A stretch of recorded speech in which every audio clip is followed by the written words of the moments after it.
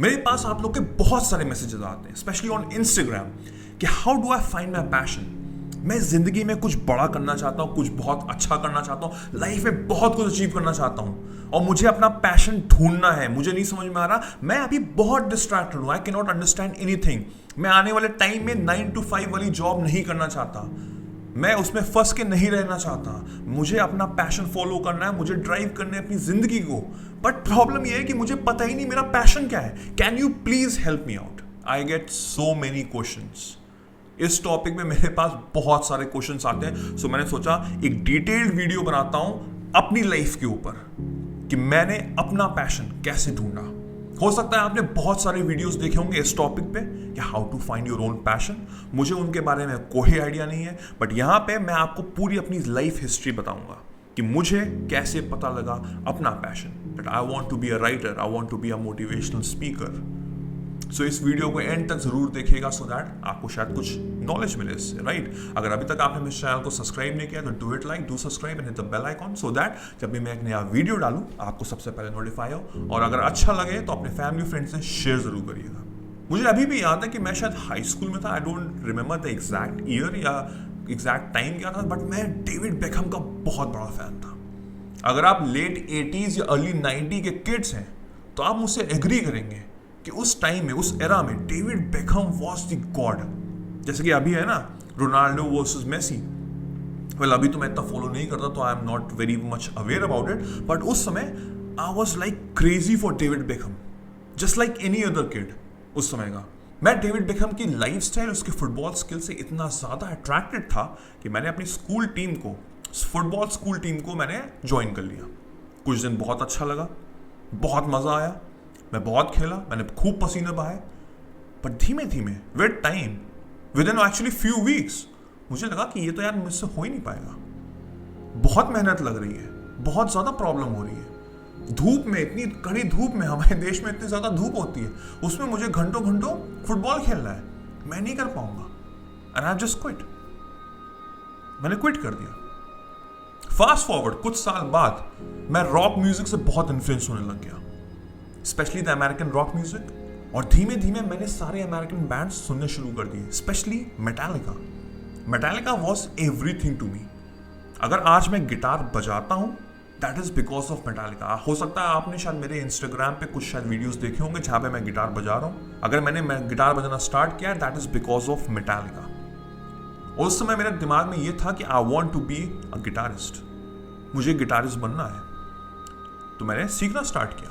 Starting में बहुत मज़ा आया, मैंने सीखा, बहुत मज़ा आ रहा था उसको करने में, बट जिस अमाउंट का प्रैक्टिस चाहिए था to become a actual guitarist of a band, वो मैं नहीं कर पा रहा था।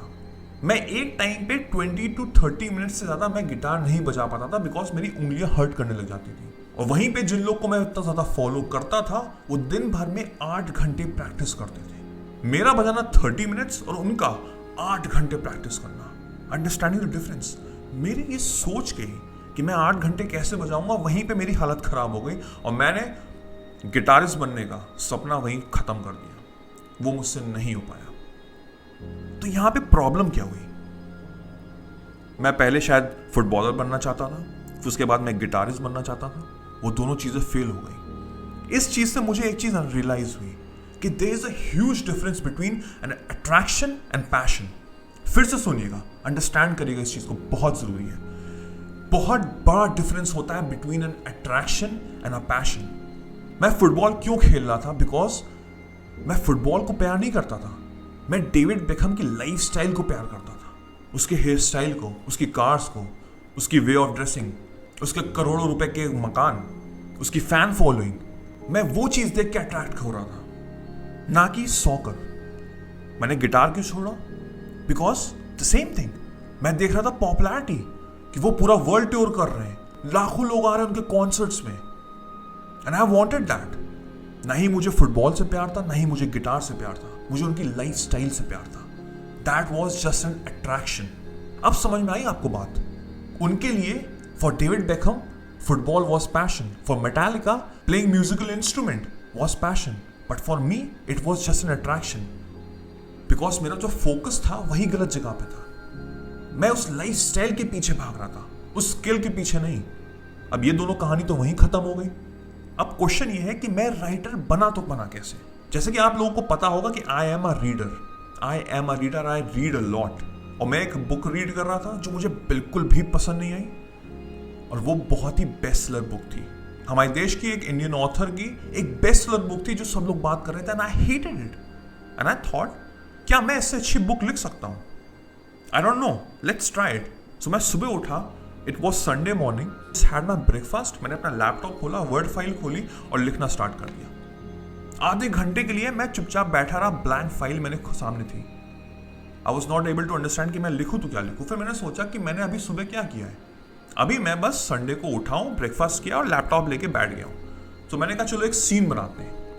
यही सीन मैं लिखता हूँ अपने वर्ड्स में। Believe me, it took me 3 hours। 300 word के एक पेज को मुझे लिखने में 3 घंटे लग गए। एंड बिलीव मी, उस समय मेरे पास पेशेंस नहीं था। जो लोग मुझे उस समय जानते थे, मैं एक जगह पे 10 मिनट से ज्यादा बैठ नहीं पाता था। And my mother called me कि लंच का टाइम हो रहा, उठो, तुम कर क्या रहे हो। तब मेरे को पता लगा कि 3 घंटे बीत गए। और जब मैंने वो फिर से पढ़ा, I loved it, and that was like a eureka moment कि I found it, this is my passion. और उसके बाद से मैंने बुक्स लिखी, पब्लिश हुई। The girl with blue eyes लिखी, that became an instant best seller. और वहां से मुझे समझ में आया कि मैं लोगों को हेल्प करना चाहता हूं, तो वहां से ये चीज स्टार्ट हुई। और मैं अपने हिंदी चैनल पे अप्रॉक्स 100 वीडियोस कंप्लीट करने जा ही रहा हूं। तो this is also my passion. मैं अभी भी लिखता हूं, मेरे आने वाले टाइम में मेरी बुक्स आने वाली हैं। This is my passion. अगर अट्रैक्शन होता तो फुटबॉल और गिटार की तरह क्विट कर चुका होता, कभी कभार खेल रहा होता, like a hobby. But this is the passion. अब आपको समझ में आया difference between attraction and passion.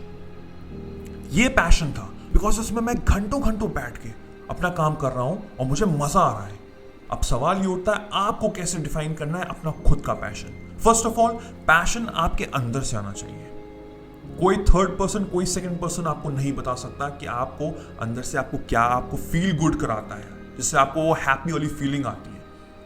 आप अट्रैक्ट हो सकते हैं, जैसे मैंने पहले समझाया आपको खुद के एग्जाम्पल्स में, कि आपके किसी को देख के आप अट्रैक्ट हो सकते हैं। बट आपको खुद पता लगेगा कि आप किस चीज में इतने ज्यादा पैशनेट हैं। अब उसके लिए आपको क्या कर सकते हैं, आप गूगल पे जाइए और लिखिए लिस्ट ऑफ हॉबीज। वहां पे आपको हंड्रेड्स ऑफ हॉबीज मिल जाएंगी। सारी हॉबीज को पढ़िए और टॉप 10 जो आपको लगता है कि इसका आपको सुन के आपके दिमाग में एक अच्छी फीलिंग आई, आपको उससे अट्रैक्शन हुआ, टॉप 10 चीजें लिखना स्टार्ट करिए। It can be photography, dance, music, playing guitar, what ever that is, XYZ, कोई भी चीज हो उसको लिखिए कि ये 10 चीजें हैं जो मुझे पसंद हैं, जो मुझे लगता है कि मुझे इस पे इंटरेस्ट है। अब आप उसको धीमे धीमे करना स्टार्ट करिए।